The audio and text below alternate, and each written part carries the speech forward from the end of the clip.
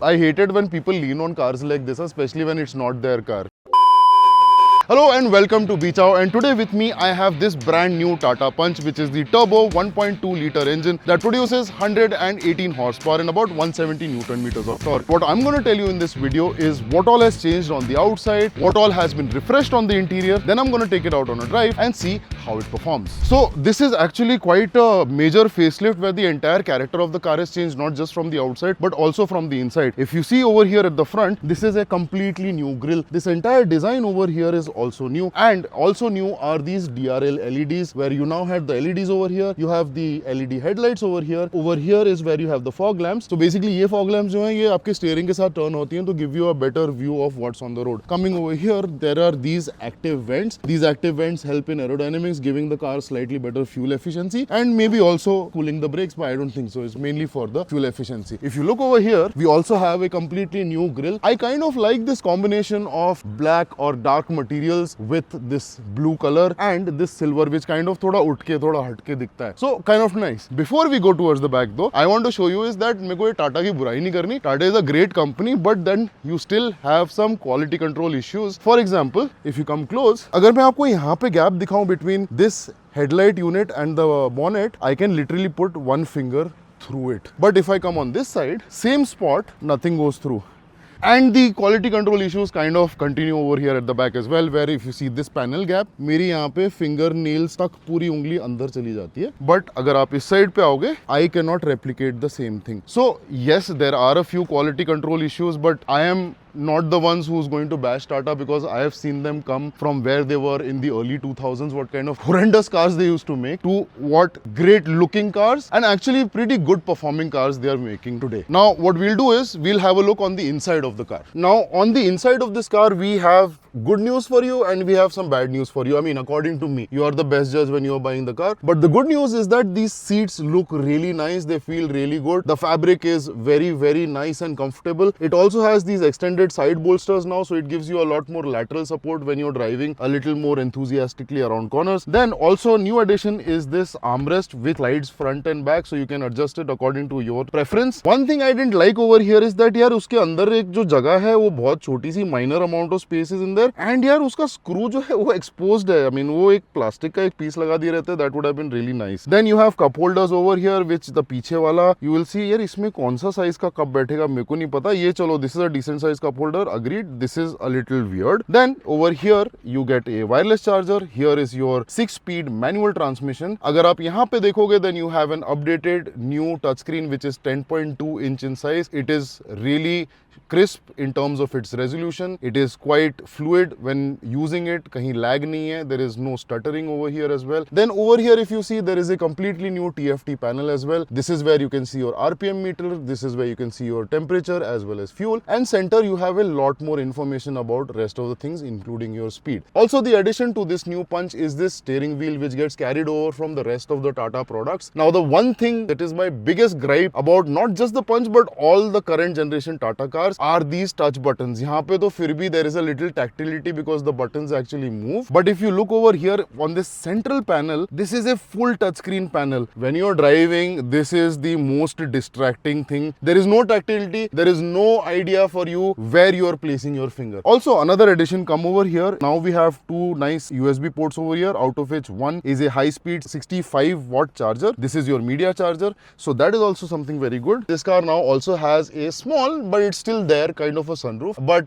I am happy it's a small sunroof because I don't think people will be able to shove their kids through it. बहुत छोटी है, so they can use it actually like a sunroof. The other thing which I like, it's got this nice combination of light materials and dark materials. Although every panel is scratchy plasticky, there is no soft materials inside the cabin over here, but the color combination kind of makes it look kind of lively. What do you think? Let me know down in the comment section. Until then, let's move to the back seats. One more thing which is there is that these doors, both front and rear, open full 90 degrees, which means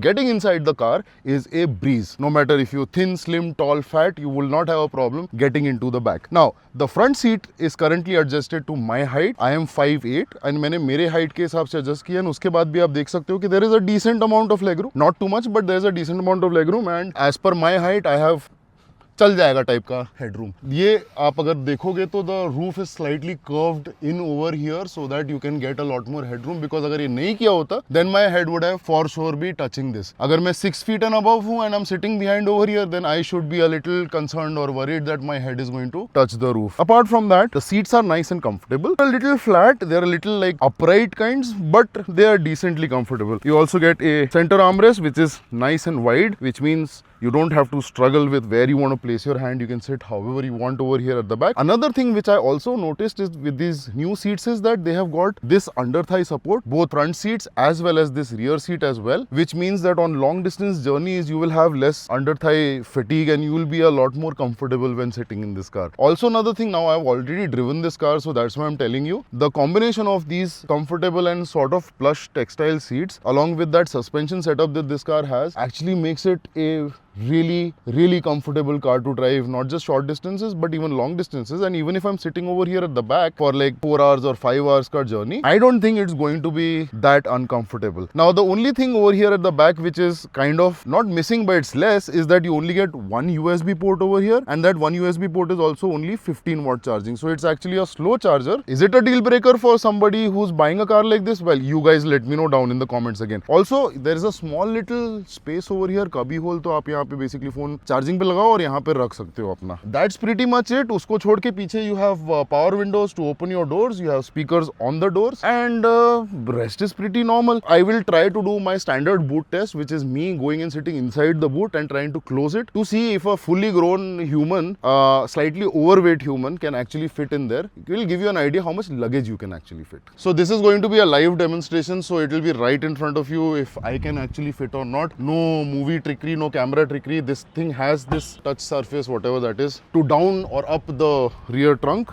I have this bag over here which, as you can see, consumes kind of like about 50% of this boot. It's actually quite a decently sized boot. You can fit a similar bag here plus stack up maybe 2 on both sides, but that's not the purpose. The purpose is, unfortunately for me, human testing. So for that I'll need to remove this panel, throw it somewhere where it doesn't matter right now. Oh, load myself in here.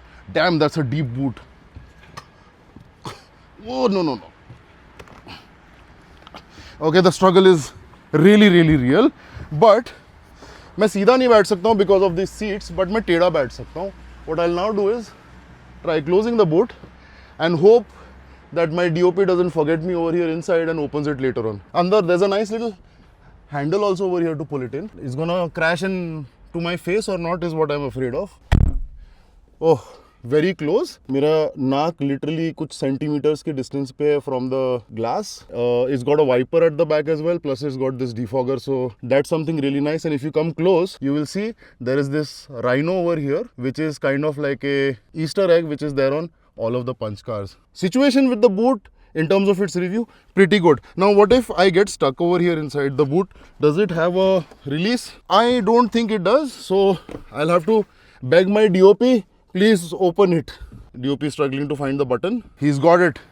So it's decently sized, as you can see, but it's not very comfortable because of the glass being right next to my face. Oh my God. All right, let's take this car out on the road and see how it drives. All right, now that we are going for a drive, a few other important things that we have over here is that this seat is fully manual, but it does have height adjustment, and of course you can move it front and back. Then the steering wheel and the overall position and how you sit in the cabin, it actually feels very new. The one thing which I wanted to point out is that this engine is a little clattery. Like right now, I'll turn it off. Sunroof is closed. Sari windows band hai. Complete silence. I'm gonna now turn the engine on.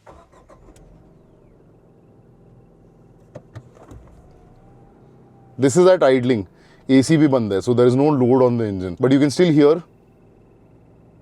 You do have engine noise on the inside when you are just sitting quietly. Now these windows are not one pinch up or down. This is the only window which kind of, why is it so sharp. I don't know if you can see this or not. Glass on this window is like हाथ से कटा हुआ है वैसा लग रहा है. It's very sharp. It is like the curve of the door का shape and the curve of the glass is completely off. The driver side window is 1 pinch down and 1 pinch up. Now I've put the air conditioning on and the blower is set to tornado mode. I will reduce that to slightly more humane levels where we can actually talk in the car as well. That engine noise is still there. It is kind of prevalent and you do notice it over a period of time. You're sitting nice, upright, quite tall if you want to, because I have currently made my seating position slightly higher, but you can of course take it down because it's a manually adjusting driver seat. Now when you start driving off, the engine is actually quite smooth.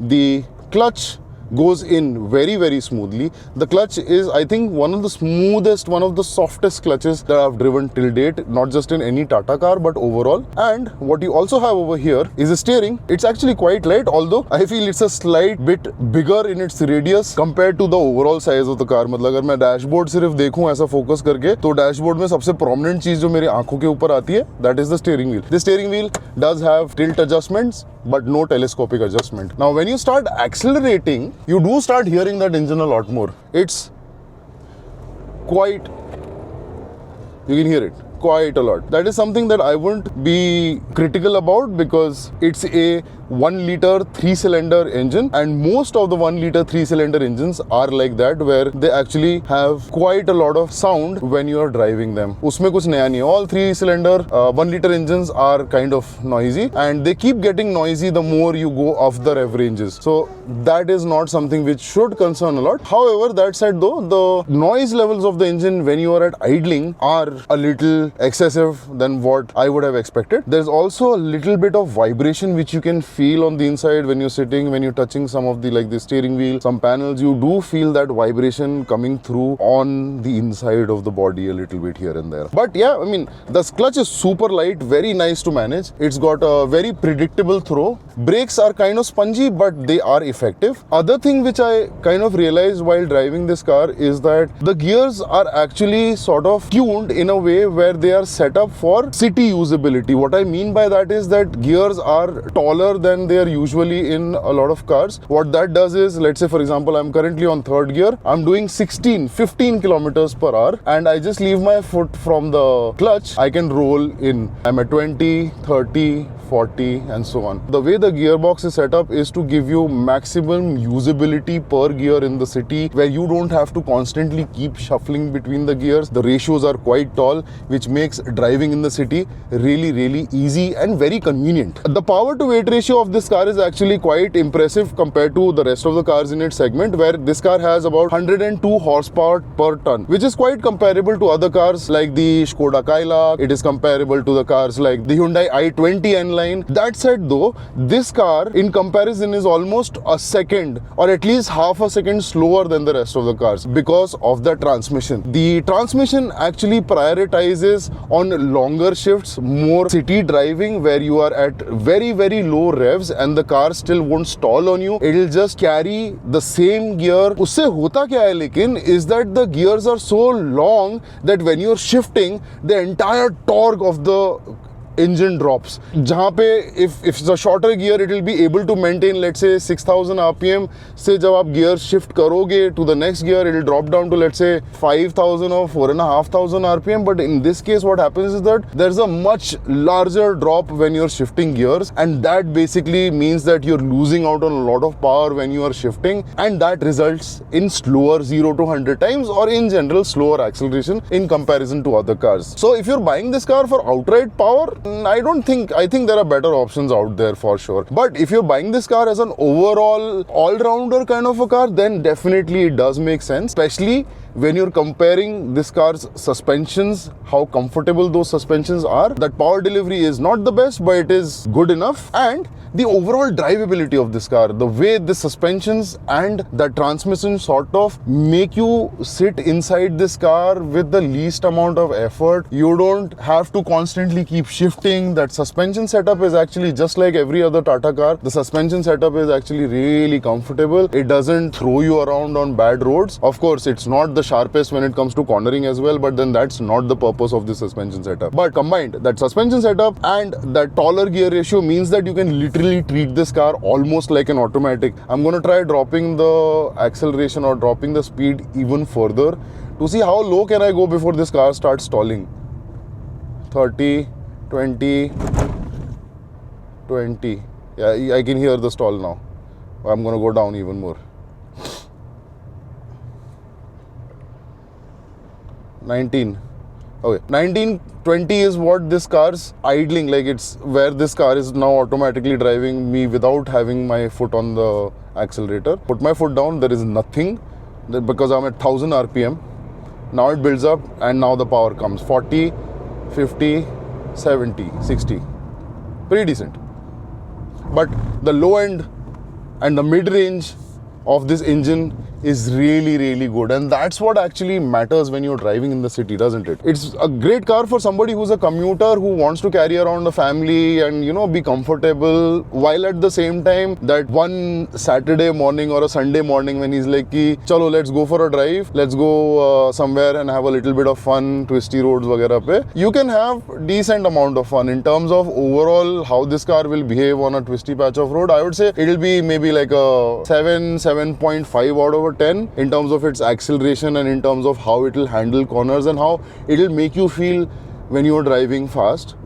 But in terms of its comfort, in terms of its safety, in terms of the transmission being super useful to get you through city speeds, in terms of that suspension, I'd say this car sits easily above 8.5. That's how I think I should plan this. Now see, again, there's a speed breaker. I'm gonna go down to 18, 16 and I'm still on the same gear. Now I have to shift because I have to take a U-turn. But yeah, that's how this car is. Well, I hope that was insightful and you guys liked the information I shared with you in this video. If there's anything else that you would like to see or hear from me in the next videos, please do let me know. I always love when somebody tells me more about how I should improve. Thank you so much for watching and I'm going to see you in the next one. Till then, ciao.